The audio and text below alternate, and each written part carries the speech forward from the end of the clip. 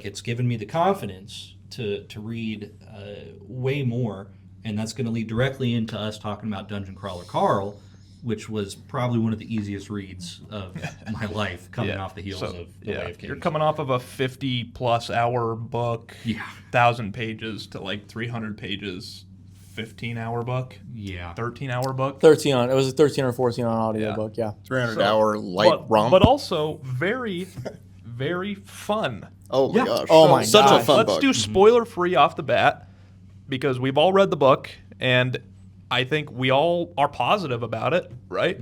We all got good things. And then let's jump into spoilers because it's got a lot of stuff that I want to talk about. I took a lot of notes.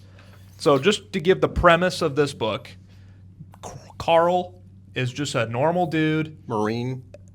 Coast Guard, I think, right? Coast Guard. Really? Yeah. Hold on.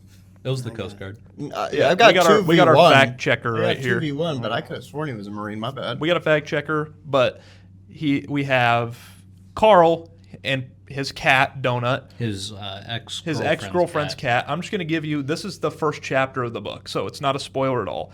It's Carl is brought outside by his cat. His cat's freaking out, and his cat goes outside, and he follows it to go pick it up. And at that moment, every building on planet Earth collapses, and an alien race takes over, and it becomes a game show-esque Running Man scenario where now Carl has to survive these dungeons. And there's 13 dungeons, right? 18. 18 dungeons. But But nobody the has highest made it anybody's past. ever made it to is 13. Yeah, nobody's made it past that point. I have it written down. It's I 13. thought it was 11. The guy made it Oh. to 13, but he died. Oh. Yeah, immediately. Mordecai makes it to the 11. 13th floor is the farthest anyone has made it. I made a note of that. So, the premise alone, kind of awesome. It's a lit RPG, so it is a video game-esque book. So, go Coast ahead. Guard, by the way. It's Coast Guard. Go ahead. No, it's Coast Guard. It is Coast Guard. Right. Why was he deployed then? Because you can be deployed for a Coast Guard. Really? Yes. Yeah. Huh. What do they get deployed for? Mostly, like, they do... Protecting the ocean. Not only do they do like rescue, Lifeguards. not only do they do rescue ops, but they also take care of like pirates and other things like that. They take care of the ocean, of like laws and stuff like that. Yeah. So, anyway, character-wise, this is a very good character. Very good characters. Princess Donut is probably the hardest I've laughed at a character in a book, period. If a cat was sentient, that's exactly what it would be, is Princess Donut. But I think Donut is way more likable than most cats. Oh, yeah. See, for me, it was always the AI just having the randomest comments, like Yeah, the AI is hilarious. making I random. want to keep it I know, spoiler-free. right? And then we'll talk about some of the funny AI things that But, are yeah. said. What do you guys think? I have a question. So, I've heard it described as a lit RPG. Like a week ago, we weren't even thinking of reading this book, and then I randomly sent a text. I was like, "Hey, like, has anybody read Dungeon Crawler Carl? What are your thoughts?" And Oz, you made it like halfway through before Words of Radiance came out. Wind and Truth. Wind and Truth. And so I was like, okay. And then we were like, hey, let's see what the internet wants us to do. And everybody said Dungeon Crawler Carl, so we're doing kind of like a book club type thing where we just fetch it. Let's finish it in a week. But what is a lit RPG? Because I've tried finding answers for this online, and I've had a couple people describe it to me. And I'm going to be 100% honest with you. Per the definitions I've heard, this is a lit RPG. Kaladin levels up. Kaladin levels up and gains abilities. See, okay, for me, how I was reading Dungeon Crawler, I was looking at as hypothetically if Dungeons and Dragons, Borderlands, and Running Man were all combined together. So what the elements of a lit RPG have is like you are literally playing like a video game. So you have like a menu pop up that you can like choose where your skills are going to go to and all that sort of thing. You have these different items that will give you stat boosts. That does not exist in the Way of Kings. The Way of Kings, he has a hard magic system, which is true, but it is not. There is no skill system involved. He's not a player from another world that's getting swapped into like this fantasy setting. Kaladin lives in a fantasy world already. Lit RPG sounds like a subsection genre of books. So are all lit RPGs like this? Yes. Where- From Yeah, what I I've seen, mean- yeah. Okay. I mean, like when And I don't most of them start as like books Yeah. online that just get updated? Was The- this the like that? only one I know of that has done that was He Who Fights with Monsters, which I've read the first one of that. Which this is far more popular. yeah. Oh yeah. I think as far as like exploding the internet goes, Dungeon Crawler Carl is like the king. It's reigning champ. But like among like lit RPG fans, He Who Fights with Monsters is like up there. What about what about Oddly enough, Big Bald loves He Who Crawls with He Who Fights with Monsters. That's like one of Really? his favorite Yeah. books. He loves that book. That's an actual book. It's not like an online. Oh no, thing? it's like there's like 13 it's- of them. There's so many of them, Jeez. and they're freaking huge. They're massive. But the best thing about this book, in my opinion, at least from my perspective, is the voice acting. That guy, Oh yeah, the audiobook rules. Oh, he that would've been so makes good. it unbelievable. Unbelievable production. The AI feels like a different character. Carl feels like a different character. Princess Donut feels like a different character. Every single character he gives like this life to, and it's not only that. It's like the production too that goes into the audio. I'm like, I've never seen this in an audiobook before, and Besides I love Star it. Wars. And I actually, at the end, there's like this little ad for their studio, and I like went in and I looked it up afterwards because I'm like, I'm interested to see what else they have, and they have a bunch of books that they already have produced, and I'm kind of wanting to look into like reading some of those in the future for our. Have we announced the Amoebros Book Club yet? Yeah, Dave did earlier. Okay, yeah, for the Amoebros Book Club. So, agreed. I think, Sean, do you have any thoughts on the book? I thought it was phenomenal. The AI kept making me laugh. Like every single time I heard the AI talk, I was like, this is like phenomenal. Like this reminds me of that one Justin Roiland game that came out a while ago, High on Life. It reminded me a lot of that High on Life kind of feel to it, as well as It's actually a really good comparison. thank you. As well as it reminded me a lot of Borderlands, like how you're playing when you're playing of Borderlands. You have the tutorials, how they're kind of like they're calling you an idiot, like certain spots, and like doing certain bad things. Like they're kind of like giving you like props and not props for being crappy and so on and so forth. But What are you giving it out of 10? for the book, Yeah, are we talking about genre or overall? Overall, I currently give it a 7. I do feel like one of the things I didn't like about it so far has been like just this out. It's kind of hard for me to explain, but like just a lot like of quick exposition that doesn't make a ton of sense at some points and times, but it will make sense later. But they explain some things in the moment, and then they kind of move on, and then they reintroduce it again later. And you're like, oh, okay, all right, that makes a bit more sense. And that's just more like when I was that's how I felt about it. But I thought itself was just like the story, like everything was just absolutely phenomenal. Like there's not a lot of things I didn't like about it, especially the production that Audible did with it. So Yeah. Jay? I mean, this book blew up for a reason. It's a 10. I love wow, this book. This damn. book is incredible. It kept me entertained from the moment I started it all the way to the end. And every boss fight and every single encounter you have throughout the book is entertaining. It's engaging. You have these characters that feel alive. I mean, Matt Dinniman is... I'm looking at him now and I'm like, okay, I'm excited to see where this guy goes because everything from this book I loved. So 10 out of 10. I think Wow. this book blew up for a reason and people are right. It to love this book series. Dave? I'm not sure if it's because I'm like just itching for more of the epic stuff that's in Stormlight. I did have a little bit of rough time, mostly before when he's in there, and then the early goblin sequences, and then the tutorial was like where I was like, okay, like I'm just trying to get through this. But after that, I was definitely hooked. It's not on the level of Way of Kings in terms of like Way of Kings is like epic level fantasy stuff. This is like something. I view this as a palate cleanser for me, I guess. Yeah. Like this was nice. It was a change of pace from the Way of Kings. It was an easier read. It was easier to follow along, and it was nice to like. Oh, this is just like a video game, okay? And it just all the comparisons. I like the boss fights, especially. I think you're in a unique position coming off of reading The Way of Kings because that book is in my opinion, probably the best book written by a single person Yeah. ever. Like, So that's kind of a tough comparison to make, but continue. Sorry. yeah, it's like, so forgive me, guys out there, for if I'm like, I don't know. It's a good book though. Like I don't think I could give it a 10, but like I'll probably give it a 9. I have 4 chapters left. I'm like right there at the end. I'm at the game show thing right now. with the Glorp, orc. Glorp with the orc. Glorp, and- glorp. Yeah. Yeah. Glorp. I love that old The orcs. sequence. So you haven't met Mongo yet.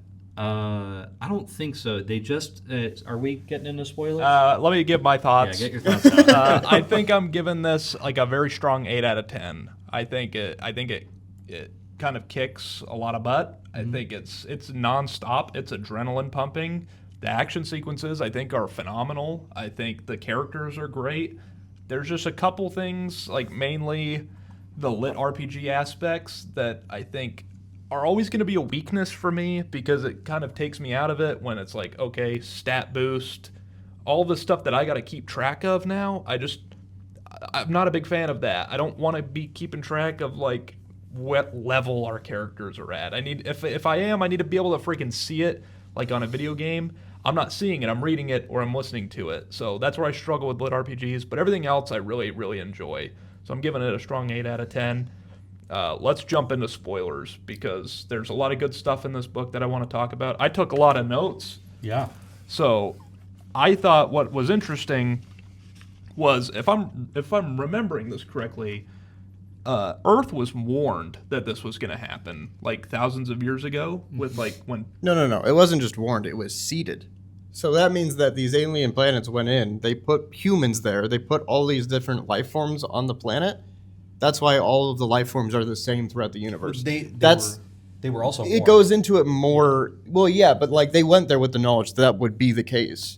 But you go into this more in the second book, which I've read the first 10 chapters of so far. So I'm not going to give anything too much away. But they seed these planets. So Earth wasn't just like some like random, oh, germs turned into humans. No, humans were seeded from an alien race oh, okay. called the Primordials. One thing that I freaking loved was, well, backing up, I love Mordecai. Mordecai's so cool. He's just like Master Splinter, Yeah. but he's just like their guide, and he's helping them out. And I love later on in the book, you find out that what's his face, the two Annette? bad guys. Frank and Maggie. Frank and Maggie were like trained by a bad guy. Yeah. Like not everybody gets a Mordecai, so it's like Mordecai was like. Mordecai was giving them sound advice, Yeah. whereas the The bad guy one was like, go kill yeah, it's everybody. like, you have to kill people. Yeah. So I love that. This was what I was getting to. I love that PvE when versus Mordecai, PvP. when Mordecai is explaining what Borant is there for, he's like, they're mining something that's not important. And I'm like, yes, thank you. It's not important. I don't care about why these aliens are here. It's not important. It's like he just straight up says, he's like, yeah, they're here to mine minerals or something. It's not important. That is my favorite thing. It's like, yes, thank you. So that was awesome. But what was interesting about Borant? Wait, are we spoiling? Oh yeah, we're in spoilers. What was interesting about Borant is that you find out later on that there's like this different aspect to Borant that's like the Nazi party, and so you hear like they're like, there's the part there. She's not from the party, so she's like, it's easier to talk to her. And they're like, what's the party? And they're like, closest thing that we could explain the party as is like Imperial Japan mixed with Nazis. Yeah, and it's like, okay, fetch, Borant's bad then. I was getting some Hitchhiker's Guide to the Galaxy. That was another thing I was getting with it too. Yeah. I haven't read the book. I've seen the movie. I haven't seen either. But yeah, I was getting that vibe with like what happened to Earth and like this like alien corporation who did it, and yeah, it's I don't know. I like it. I like that like the little tidbits of information that it's like there were previous seasons, and we learn like, oh well, all these other races, they have like similar things or similar progression in their civilization, in their lives, so that the game shows are more interesting or Like- closely aligned. The pigs wearing the tuxedos. Yep. It's like there are things that are universal with every culture. So when you see things from these alien races, that they are recycled from these races. It's not just like humanity being. How about this quote? Did we really just start a meth war between the goblins and the llamas? so good. One of my favorite moments in the book is the moment it's like, all right, you see the goblin in there? Yes, cool. And there's a bunch of kids in there. What? Yeah. You're like, what? And then, achievement. I said it. You're a Damn it, monster. Yeah, the achievement was freaking hilarious. Oh, the achievement was I have it. I mass sent child this to them. murderer. No, it says, okay. Oh, here it is. Okay. Unless you're a complete psychopath, we know you probably didn't wake up this morning and tell yourself, today is the day I'm going to slaughter a child. Well, let us put your mind at ease. All children mobs who die within this dungeon don't actually perish. They're transferred to a holding area where they're safe and treated nicely and gently until they can be reunited with their loving parents at the end of the season. Feel better? Good. Reward. These last 20 seconds when your conscience started to ease, that was your reward. It was also a lie. That baby is dead, and it's dead because of you. You're totally going to hell. So that was awesome. And that's another layer that I love for this book is like even the mobs, they're not like made up creatures. They're real. Like they're living these lives between the game shows. This is like they just go into stasis, but like when they go back, they're actually living those lives. Yeah. That's what's so cool I also love mana toast. This is toast. It refills your mana. That's it. Nothing more. Fetch you. And then Carl's like, I thought that last part was a little harsh. the AI in this book Yeah. just kept me laughing. Every time I hear It's so you funny. don't get a reward for being a bitch. Yeah. Dude, the part where it's like going off about his feet, it's like, Yeah, anytime Daddy it liked starts- that. Anytime it talks about Carl's feet is hilarious. Like the And AI fact- has a foot fetish. And the fact that like his feet have like been leveled up to like this insane degree because of that. He's like stomping everything, and like the system keeps rewarding him for doing it. Yeah. It's so funny. But one thing I love about Carl is that he's just a genuinely good dude. Like there's that moment where all the aliens, they're watching the show and they're showing all these like horrible things that happened on Earth. And Carl, like normally like a book would portray that in a way where the character's looking at it and being like, man, maybe this is a good thing. Like maybe Earth did need to be cleansed. And it's like, no, Carl's like, no, they're only showing the bad stuff. This isn't how Earth is. They're trying to make you feel this way. And so it's like that was awesome that we get a moment like that where Carl is like shown that Earth is good, Yeah. and he believes that. Can I also say another thing that I loved about the book was that while you're going through the story, there's also these other characters that are being set up on the episodes that you're like, okay, you know this person's gonna come back into play, like the Yeah. Shield Maiden. The little girl with the two dogs. Yeah, the girl with the two dogs. You're like, you know they're gonna come into play at some point. I am also kind of wondering. I like write down anytime I think something is going to come back into play when Carl's like, I forget if he's laying in a bed or what he's doing, but he sees the initials AMW. Yep. And I'm like, that's going to come back, I think, because he like makes a note. He's like, AMW, I wonder who that was. Like How before how this long do time. they live? Yeah. Where they're at now? Yeah, Where so they it's came like, from? I wonder who AMW is, when they're going to come back. and then Agatha, what the heck is going on with Agatha? What an interesting character. Remind me who that is. She's the lady that he takes the cart and then he's like Oh, later yeah, on the he's like cart lady, he's yeah. like, what are these 3 items that were in my inventory but aren't there anymore? And he's like, wait, those were in Agatha's cart. And it's like from this outside corporation. He's like, what is this? Yeah. And it's like it Well, doesn't there's another elaborate. thing. There's another thing too with Princess Donut where she gets like a racial bonus or racial and then it disappeared. Racial what was it? I just wrote down racial bonus. I know that's not what it said, but it said like I got a notification that said I had some sort of racial bonus and then it disappeared. And it's like, so clearly they're like giving them things and then hiding it from them. So Yeah. that's going to come back. And they did say in this the game show part that I'm at, like, some people think you're the AI's bitch, the AI's pet. yeah. And it's And it like, kind of makes you chuckle because it's like he kind of is. Yeah. He kind of is. But I love that. I mean, look at the freaking back of this book is so awesome. Or is it the front? You will not break me. You will not break me. Yes. It's like his mantra. And That it's is just dope. going That's throughout freaking the sick. entire book. Can I just say I love the art Oh, I do for too. the book. The covers more are than, awesome. More than I do the audiobook. The audiobook one is just kind of jarring to look at. I'm Yeah. like, ugh. But then I see this and I'm like, this is dope. And then it's saying you will not break me is dope.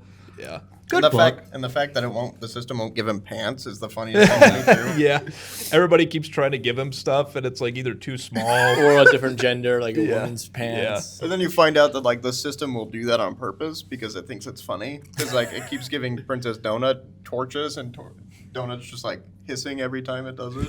I like coming from a background of playing RPG video games and stuff. Like I like the characters that they're setting up. So Carl's definitely like the meme run of a game, and then Princess Donut is totally going magic heavy, and I freaking love it. Like the magic missiles, the healing, the puddle skip ability where she can like teleport wherever she can see. Yeah. Yeah, I love all these abilities, and they definitely seem to be like character specific because they talk about the Frank, Q, and Maggie having like the ability, and where I just ended, that troll or the orc guy gave them a potion that levels up their human tracking ability to like level 15, where they can type in a name and it just auto spots them for them, and it's like, oh, Thatch, level 3 is gonna suck. Yeah. Now, okay, why do you think Maggie killed the daughter? Yvette? I don't know. I don't know either. I'm honestly curious. Do you guys have any theories? I do think that we're gonna get. Yeah, I mean, it's either gonna go we humanize them and we make them good guys and we understand where they're coming from, or Before they die. or they really are just not important anymore. Like they say at the end, like their numbers are low. That storyline isn't important anymore. Like we're not gonna pursue that storyline, and so the storyline that's more important now is That would be kind of refreshing if they just were like, yeah. they died off screen. Yeah. Doesn't matter. And I think Odette is going to be an issue later on. The talk show host? Yeah. With the big boobs.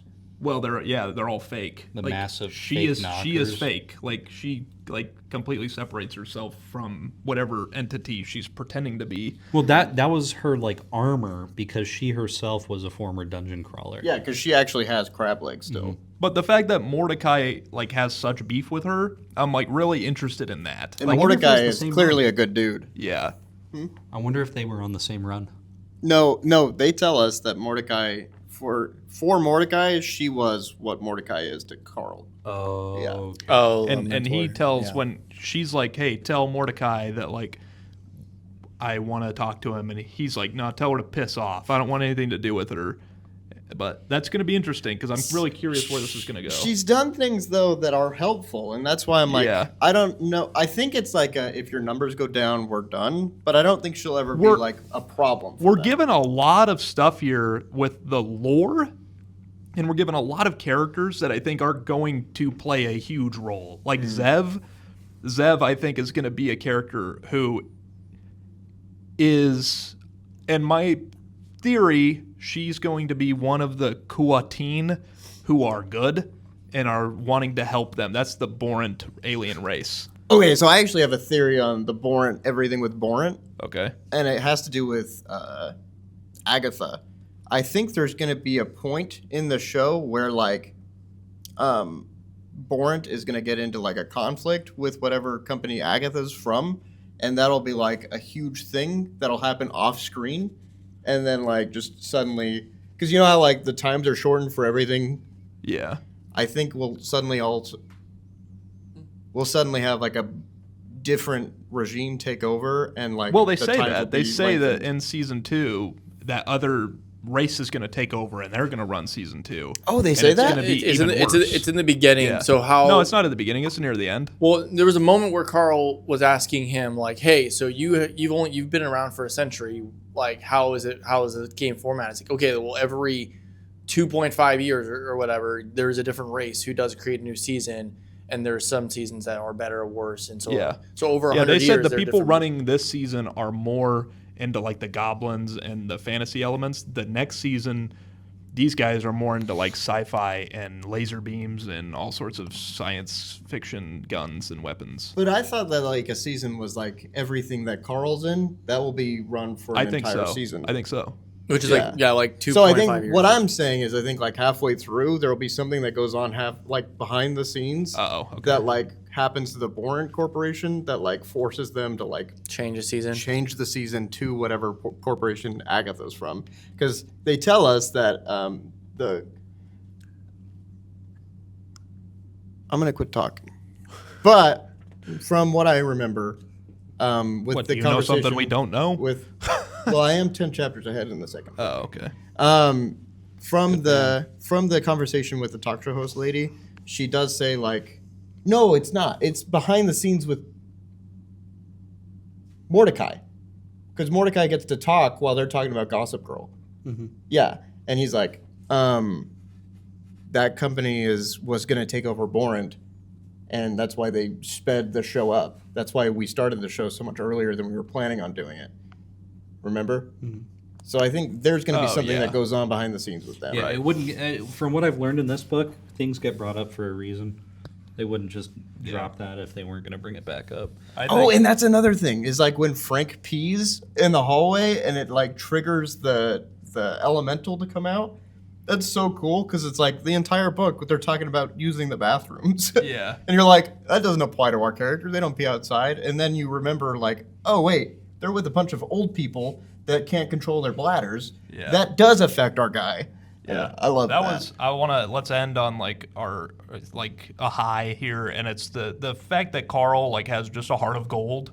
Like there's a moment in this. Well, I'll go to the first one just chronologically. There's a moment where Carl's talking to Donut, and how she is talking to him, and she's telling him like, I noticed when you were looking for apartments for when you were going to live somewhere else, you were always looking for places that had pets. And that like made me all misty-eyed, and I'm like, man, Carl loves this fetching cat. Even though this cat is like not his, he's like, no, I want to take care of this cat because he cares about her. And that relationship between Carl and Princess Donut is, I think, what's going to carry this thing to the end.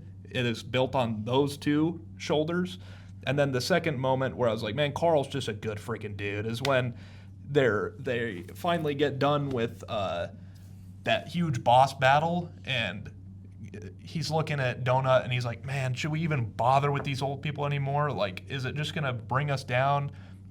What do we do? Do we bail or do we stay with these guys? And Donut just looks at him and she's like, how is it that I know what you're going to do before you even do it?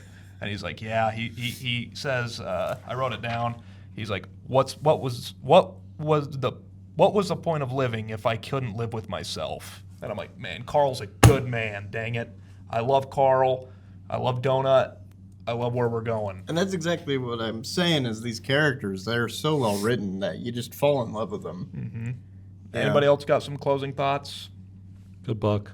Good book. Good Sean. luck. Good luck. Good book. Good luck. Well, if we got nothing else, I think we're going to wrap this episode up. We're going to be reading book 2 this week. By the end of the week, we'll have the second one done, right? Yeah. This next one's shorter than the first one, so Yeah. I think we can do it. The goal is to crank these bad boys out, hopefully in time for Book 8's release. Yeah. Is book 8 the last one? How many are we doing of these Dungeon Crawler Carl books? Well, I mean, I actually have been avoiding any outside information Yeah, because I me just too. want to enjoy these. I've already bought up to like the 6th book. I think it would be fun if we invited on Tyler's brother, Justin, because he has clearly read all of them. shout out Justin. Shout out Justin. I think that'd be fun if we had him on. And That'd be we a just nice like channel collab or something. yeah, and we could just ask him like Dungeon Crawler Carl questions, and he can give us like some little tidbits. Yeah, I can reach out to him. That'd be kind of cool if we finished this before the 8th one came out, and then we could like have him on and be like, "Okay, Yeah. coming from a seasoned fan, Yeah. what does everybody say?" Because we're not. Yeah, I'd like we don't that. know. All right, well. All right, well, this was a very book-heavy episode of the Me Bros Pod. Thank you, everybody, for watching. Don't forget to like, comment, and subscribe, and we'll see you in the next one. Peace.